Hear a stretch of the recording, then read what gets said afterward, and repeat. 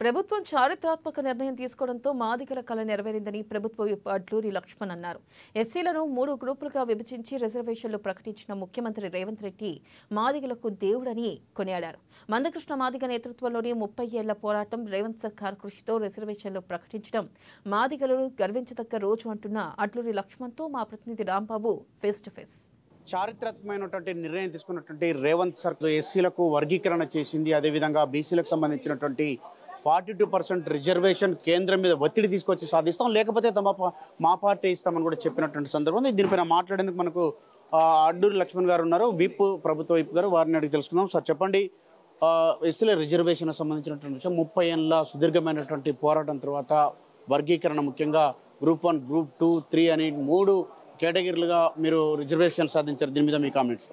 దళితులకు సంబంధించినటువంటి ఎస్సీ వర్గీకరణ విషయంలో ఏదైతే రాజ్యాంగ నిర్మాత డాక్టర్ బిఆర్ అంబేద్కర్ గారు జనాభా దామాషా ప్రకారం అందరికీ సమన్యాయం జరగాలనేటువంటి వారి యొక్క గొప్ప నిర్ణయం. మరి వారిలో భాగంగా ఆ రోజు మీ అందరికీ తెలుసు, మొదటిసారి ఈ రాష్ట్రంలో 2000 నుంచి 2004 వరకు ఈ రాష్ట్రంలో ఆ రోజున్న ప్రభుత్వాలు చట్టసభ ద్వారా వర్గీకరణ అమలు చేసిన పద్ధతిలో షెడ్యూల్ కులాల లోపల మాదిగ వర్గానికి అన్యాయం జరుగుతుందని చెప్పి 2000 నుంచి 2004 వరకు, అంటే ఒక 4 సంవత్సరాలు దామాషా ప్రకారం మాదిగలకు చట్టపరంగా జనాభా పరంగా చట్టాన్ని చేస్తే సుమారు 23,000 మంది ఉద్యోగాలు వచ్చినాయి. మరి గత 2000 నుంచి 2004 వరకు 23,000 ఉద్యోగాలు వస్తే, స్వాతంత్రం వచ్చినప్పటి నుంచి 2000 వరకు మొత్తం షెడ్యూల్ కులాల్లో మా మాదిగలకు వచ్చిన ఉద్యోగాలు ఎంత అంటే 23,000 ఉద్యోగాలు. అదే జనాభా ప్రకారం చట్టం చేస్తే ఒక 4 సంవత్సరాల్లో 23,000 ఉద్యోగాలు వచ్చినాయి. 1947లో స్వాతంత్రం వచ్చి 2000 సంవత్సరాల వరకు ఉమ్మడి ఉన్నటువంటి షెడ్యూల్ కులాల లోపల జనాభా మాదిగ వర్గం ఉపకులాలు ఎక్కువ ఉన్నప్పటికీ ఒక వర్గానికే మేలు జరిగేటువంటి ఆ సందర్భం లోపల చట్టం జరిగిన తర్వాత ఈరోజు ఒక గొప్ప దినం. ఈ గొప్ప దినంలో రాష్ట్ర ముఖ్యమంత్రి వర్యులు, అదేవిధంగా మంత్రివర్గ సబ్ కమిటీ అధ్యక్షులు ఉత్తమ్ కుమార్ రెడ్డి గారు, శ్రీధర్ బాబు గారు, పొన్నం ప్రభాకర్ గౌడ్ గారు, సీతక్క గారు, ఏకసభ్య చైర్మన్ ఏదైతే షమీమ్ అఖ్తర్ గారు, మాజీ రిటైర్డ్ జడ్జి గారు, మరి గొప్పగా వారు ఈ తెలంగాణ ప్రాంత మాదిగలకు సంబంధించినటువంటి ఉపకులాలు జరుగుతున్న అన్యాయం విషయంలో పట్ల అన్ని వర్గాల యొక్క ఏదైతే వినతి పత్రాలు తీసుకొని ఈరోజు గొప్ప నిర్ణయానికి వారు సబ్మిషన్ చేసినటువంటి సందర్భం లోపల గౌరవ ముఖ్యమంత్రి గారు, అదేవిధంగా గౌరవ మంత్రివర్గ సహచరులందరూ కూడా ఈ గొప్ప నిర్ణయానికి ఈరోజు నిజంగా ఒక దళితుడిగా రాబోయే తరాల్లో మా పిల్లలకు, అంటే ఏదైతే చదువుకొని ఉద్యోగాలకు పోతున్న విషయంలో కానీ, అదేవిధంగా చదువు విషయంలో కానీ ఒక డాక్టర్గా సీట్ కావాలన్నా, ఒక ఇంజనీర్గా సీట్ కావాలన్నా, ఒక దళిత బిడ్డగా, ఒక మాదిగ బిడ్డగా మా హక్కు మాకు వచ్చే విధంగా ఈరోజు ఇంత గొప్ప నిర్ణయం చేసినటువంటి